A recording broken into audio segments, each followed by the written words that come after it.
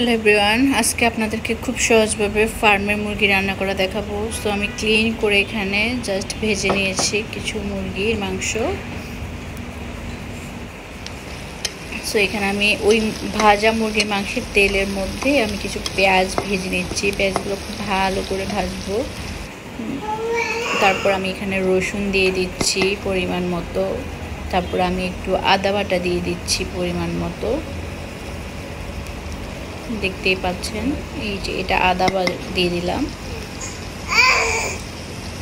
So এবার আমি একটু নেড়ে দিব, মিক্স করবো ভালো করে।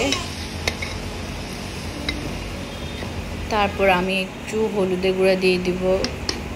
তারপর আমি জিরার গুঁড়া দিয়ে দিব।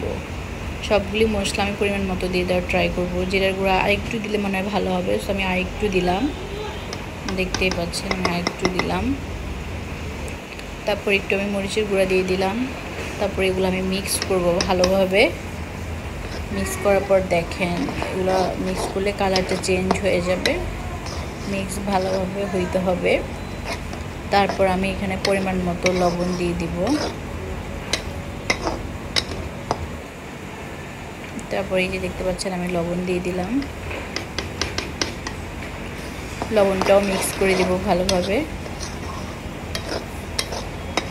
মিক্স করা শেষ হইলে আমি ভাজা মুরগির মাংসটা জাস্ট একসাথে দিয়ে দিব এখানে। সো আমি এখানে ভাজা মুরগির মাংস নিয়েছি, সো আমি দিয়ে দিচ্ছি এখানে। মানুষ অনেক মেনটেন করে, এতক্ষণ নাড়তে হবে, এভাবে দিতে হবে, এতক্ষণ ঢাকনা দিয়ে রাখতে হবে। আমি অত সব মেনটেন করি না, আমি আমার মতো করে রান্না করি। সো আমি হচ্ছে যে রান্না ভালোই হয় মাশাআল্লাহ। সো কি আর বলবো, দেখতেই পাবেন আপনারা। আর বাসার সবাই তো খুবই প্রশংসাও করে। আর নিজের রান্নার কথা নিজে আর না বলি ভাই। সো এখানে আমি মিক্স করে নিলাম। মিক্স করার পর দেখেন কালারটা জাস্ট আমি আসছে। সো আমি এখানে একটু পানি অ্যাড করব।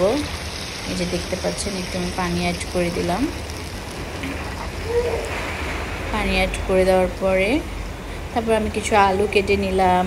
আলু কেটে নিয়ে তারপর একটু কষানোর পরেই আমি হচ্ছে যে আলুটা মিক্স করে দিলাম।